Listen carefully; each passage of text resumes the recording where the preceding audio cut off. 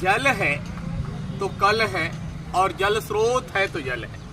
प्रत्येक रविवार को हम लोग किसी न किसी तालाब पर स्वच्छता अभियान चलाते हैं।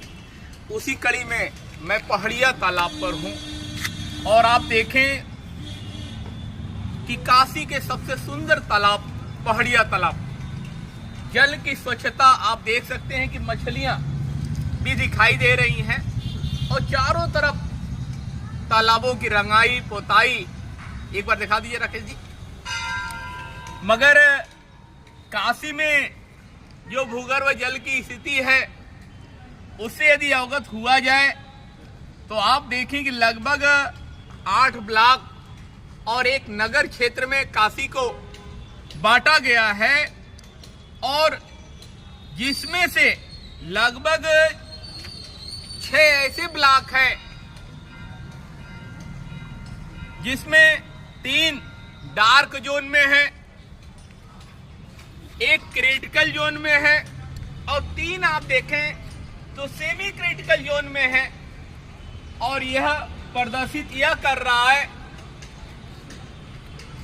कि बरसाती जल को हम लोग सहेज नहीं पा रहे हैं, क्योंकि जितना जल हम निकाल रहे हैं उतना हम लोग रिचार्ज नहीं कर पा रहे हैं। और परिणाम क्या हो रहा है कि प्रत्येक वर्ष काशी में जो अंडरग्राउंड वाटर है उसका लगभग लेवल घटता जा रहा है।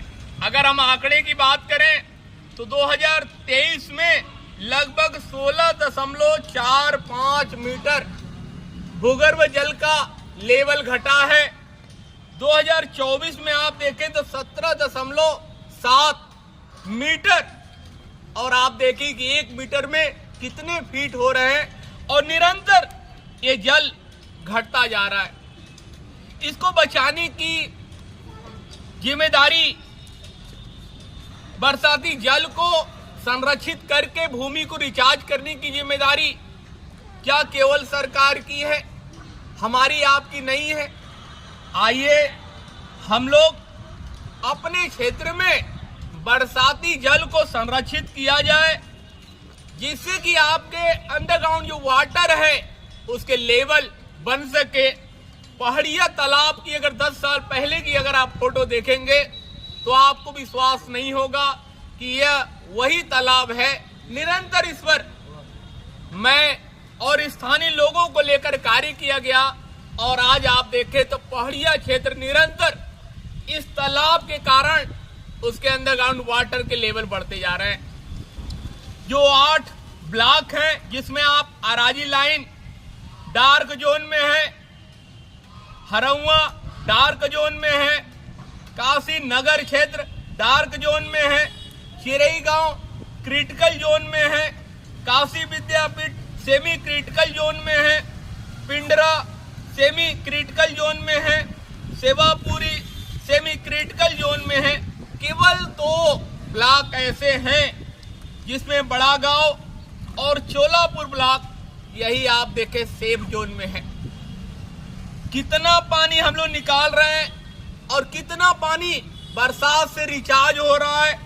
यदि हम लोग उसके आंकड़े को देखें तो 2017 के जो आंकड़े हैं 2444.78 इतना प्रति हेक्टेयर मीटर में पानी का रिचार्ज हुआ है। बरसाती जल से निकासी हुई है 4913.47। इस अंतर को आप देखें तो लगभग दुगुना अंतर है। और यही 2020 में हम देखें तो 2820.29 इतना रिचार्ज हुआ भूमि और जल निकासी हुई है 5043.86। 2022 के आंकड़े को देखें तो 2046 रिचार्ज हुआ है और 5120.06 जल की निकासी हुई है। 2024 के आंकड़े हम देखें तो 2314.37 रिचार्ज हुआ है बरसाती जल से भूमि और 5214.38 प्रति हेक्टेयर भूमि से जल निकासी हुई है। आप देखिए काशी में निरंतर चाहे होटल हो, हॉस्पिटल हो या बड़े बड़े फ्लैट हो, निरंतर वहां जल निकासी हो रही है, मगर उतनी बड़ी मात्रा में हम लोग जल को भूमि के अंदर नहीं डाल पा रहे हैं। परिणाम क्या हो रहा है कि निरंतर अंडरग्राउंड वाटर का लेवल गिरता जा रहा है और उसे मेंटेन करने का एक ही तरीका है, एक है harvesting system. Harvesting system develop करके हम लोग बरसाती जल को भूगर्भ में डाल सकते हैं। और दूसरा सबसे आसान तरीका है, जो प्राचीन काल के हमारे हार्वेस्टिंग सिस्टम हैं, जो तालाब हैं, कुंड हैं, पोखरे हैं, कुएं हैं, यदि हम लोग उसको रिचार्ज कर लें, उसमें बरसाती पानी को संरक्षित कर लें, तो हमारे भूगर्भ के जल का लेवल बढ़ सकता है। मगर यह कार्य करेगा कौन?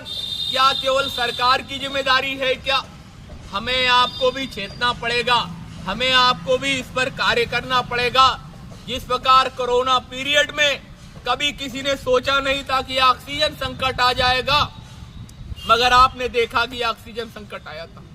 आने वाले दिनों में यदि जल संकट आ गया तो हम क्या करेंगे? क्या सरकार आपको जल मुहैया करा पाएगी? इस पर विचार करने की आवश्यकता है। ये हमारी आप सबकी जिम्मेदारी है कि आइए अपने क्षेत्र के भूगर्भ के जल के लेवल को बढ़ाया जाए, अपने आस पड़ोस के तालाब को, कुंड को, पोखरे को साफ किया जाए।